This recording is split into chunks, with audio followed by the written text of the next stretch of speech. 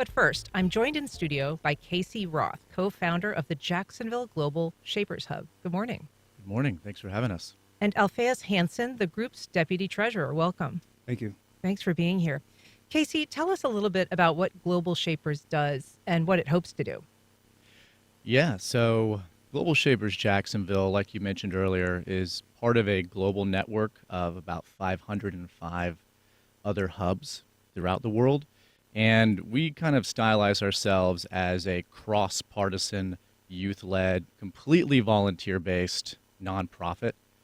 And we're all about nurturing the growth and latent potential that we see here in Jacksonville, and mainly kind of underpinned by this belief that young people should be at that forefront, and young people should be challenging the status quo, leading, co-creating alongside other stakeholders in the community, and ultimately tying together the Jacksonville community that's as diverse, I suppose, as you can say, as it is dynamic. And now some of the, you want to kind of dive into what we've done in the past? Sure, let's go for it. Yeah, so how can I start? Well, here, I'll start with this. The way we began is August 2020, a fantastic time to start anything in the world. It was great, a challenging time, a lot of uncertainty. And Pascal Rathlet, our founding curator, he and I were chit-chatting over at the Bold Bean in San Marco. Rest in peace, San Marco Bold Bean. Miss you. R.I.P. Yeah. And he had this idea. He's like, hey, how about we bring together a bunch of service-minded, young rapscallions, a little bit of entrepreneurial spirit, and not just for the sake of networking, and not just for the sake of doing what I might call voluntourism, but to actually take that latent potential in all the young folk around here. And Explain what you mean by voluntourism. That's an interesting term. voluntourism. When I think, so that's kind of my terminology. When I think of that, I think of like folks that or opportunities where you can go and feel like you're making a difference, like not to disparage, little bit of helping here, like a little park cleanup here and there, but that's what I mean. Like, so some folks might go and travel abroad and engage in some sort of help that might seem like it's helping the community, but the mistake there that really qualifies it as voluntourism is when you're not asking and engaging with the community that is experiencing those issues. So what we did not want to do that. We wanted to, engage the community and not only communicate with them and ask what they need to be done, but actually bring them in and make make them a part of our hub. I want to bring Alphaeus into the conversation. When did you join Global Shapers, and what did you bring to it in terms of your desires, your interest in community involvement? Absolutely. So I joined Global Shapers in August of 2023. I was previously a G7 youth delegate, and a lot of the work that I was doing, I wanted to be able to continue that in a way that was impacting the community and kind of still touching the lives of youth, young professionals. I met Pascal in the summer of 2023. He introduced me to the Jacksonville Global Shapers. But I originally came across the Jacksonville Global Shapers, or the Global Shapers more generally, when I was watching a interview with a participant at Davos. And he mentioned kind of just the Shapers in general. I looked into it. I said, this is very interesting. This is something that I want to get involved with. I think the global nature of it is an absolutely incredible opportunity to continue like connecting the global aspect to the local aspect and figuring out how to continue building from there. And so you were a youth delegate to the G7. It's the U7, I guess. Yes. Explain how you got Y7. involved. What is that? What do they do, and how did you become part of it? Yes, the Youth 7 is an official advisory body to the G7. And the way I got involved basically was just doing some research online and kind of talking to some of the previous delegates about what they're looking for, the skills that you need to be successful there. I applied, was fortunate enough to be selected, and then I represented the United States youth in Tokyo, Japan, last April in the Y7 summit in the area of economics and peace and security. And so the Y7 prepares report for the G7. Is that kind of the youth recommendations for that larger body? Yes, it comes in the form of a communique, but part of that communique, what informs that communique, is going to be outreach to youth, a survey that we put together. But really, I found that the most fulfilling aspect of that is very similar to the Global Shapers, is you're connecting with youth, you're connecting with the community, and finding ways to do that is actually what is most fulfilling about both the Y7 and the Global Shapers. And the Global Shapers is somewhat an outgrowth of the World Economic Forum. Can you explain kind of how that relationship developed, how that was established? Yes, I think from the get-go when Casey and Pascal really started this, I think that they were very diligent in making connection in the community.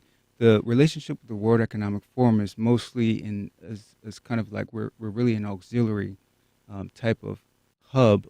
There's, as Casey mentioned, there's hundreds of other hubs around the world, and us being a nonprofit, we're able to kind of really. I think the designation there is just the fact that we're focused on youth. We're in the United States. We, the curator, kind of our president of the organization, will go to trainings in Geneva every year. There's amazing opportunities for the youth or in the specific hubs to engage in these opportunities, kind of sometimes sponsored by the World Economic Forum. Yes. So we're talking to two leaders of Global Shapers Jacksonville about the role that young people are playing in tackling climate change. You can join our conversation by giving us a call at 904-549-2937. You can email us at firstcoastconnect@wjct.org. You can also message us on Facebook and Instagram, or you can tag us on X at FCC On Air. I was interested to see, you alluded to the fact that there's these groups, Casey, all over the world, but they're really, truly, I mean, Nairobi, Munich, Caracas, Mogadishu. I mean, there really is a great diversity of hub locations. So how does Jacksonville fit into that larger picture? Ooh, I love that question. You bring back some lovely memories of when I was in Geneva and got to experience and meet all these young leaders from almost every country on the planet. And I'll say, like, never had I felt more like a global citizen. And so to bring it back to Jacksonville, we wanted to, if we're going to contribute to this community flourishing through local action, we figured, why not bring in some global insights? And Jacksonville is uniquely positioned in this country. We're right along the backbones of I-95 and I-10. We have logistics, healthcare, fintech, you name it. And there are, so many young professionals see this city as a transient place. They don't see it as a place where they're going to make their mark. This is the beginning of their journey. And so we figured, how about we revitalize that a little bit? We bring the world to Jacksonville, and then we bring Jacksonville to the world. So that was kind of our hope. And if I could jump in Sure. very quickly, I think, Jacksonville being the largest city in the United States, we wanted to take more of a leadership role. And so right now, what we're doing kind of to connect Jacksonville to the world and vice versa is we're leading this social impact consultancy project with 11 other hubs from 7 different countries. And really what it is we're collaborating on best practices to be able to bring talents and skills of youth to small and medium-sized enterprises in and around Jacksonville. And where are those other ones that this particular consultancy project is working with? We have Boston, we have hubs in Austria, India, we have hubs, the Shenzhen hub in China, and then there's some hubs from the Middle East as well. We've got a call, Eric in Arlington. Good morning, Eric. Welcome to First Coast Connect. My comment or question is sort of a nuts and bolts thing. Near my work, I've noticed there's a brand new subdivision that went up, and it's about maybe 40 or 50 homes. And I didn't see, there's not one single solar panel on any roof there. There are no trees to obstruct. They cut down all the trees before they built anything. And I'm just wondering, when are we going to get serious? We have a progressive mayor now, and we're just not serious about climate change and about making these changes. Thanks, Eric. Appreciate your call. What about that? I mean, you have chosen climate change as a key focus, or perhaps the main focus of the hub here in Jacksonville for Global Shapers. Do you get involved in those kind of granular level issues, like are we putting enough solar panels on new housing, or what approach do you take to the issue of climate change locally? Well, here, I'll start this off and I'll pass it right to Alphaeus because he's leading some current initiatives. But we had first of all, thanks for that question. We had the same exact curiosity, as a matter of fact. And we began a partnership with the Climate Reality Project, which is a national organization that's based in D.C., founded by Al Gore. And we submitted to join one of their project incubators.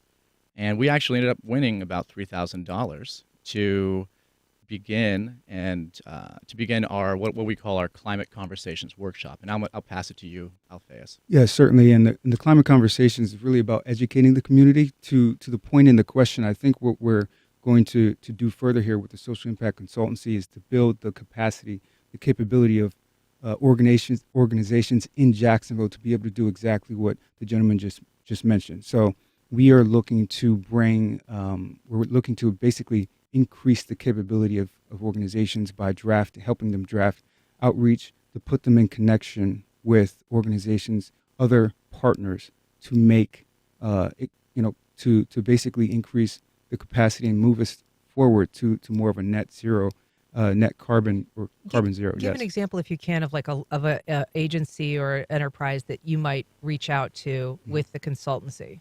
So Renew Jacksonville is one organization that we were in conversation with, and what we're trying to do, we haven't finalized our agreement there yet, but what we're trying to do is basically expand the climate, I guess you could say, the climate solutions present to the community. As the gentleman mentioned, solar panels. That's something that Renew Jacksonville is pretty passionate about. And so I believe that by partnering with them and partnering with organizations like Renew Jacksonville, already doing impactful things in the community, we can augment and increase and scale some of those operations that they're doing to actually have an impact. And that's kind of really what we're about.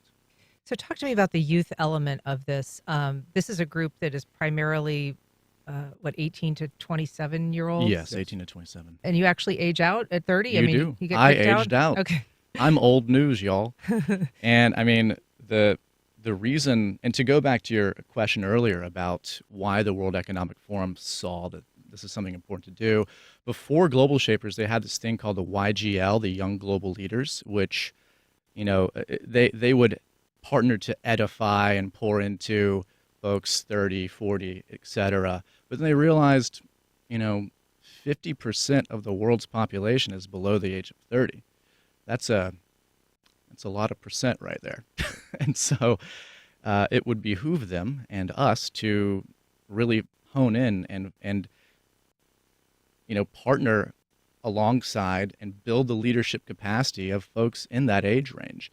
I think I have some examples here that I looked up. You have Louis Von Ahn, who co-founded Duolingo in his early 30s.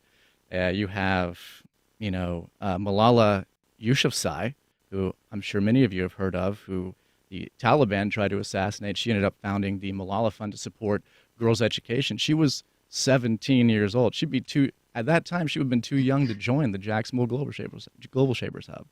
So all that to say, there's so much potential that we'd be missing out on to help our community flourish if we were not partnering with the youth. Right, and that's exactly why we have an open rolling application, right? Yeah. We are looking for ambitious, passionate youth in and around Jacksonville to come in and give back. But what we're also trying to do is we're also trying to develop leadership opportunities for them within the hub by placing them in positions within the hub to increase the agency and to be able to ideate in an environment that is not as maybe strict as their workplace, and give them an opportunity to build those skills that they want to build to advance their professional life and their personal life, and help them do that in the hub.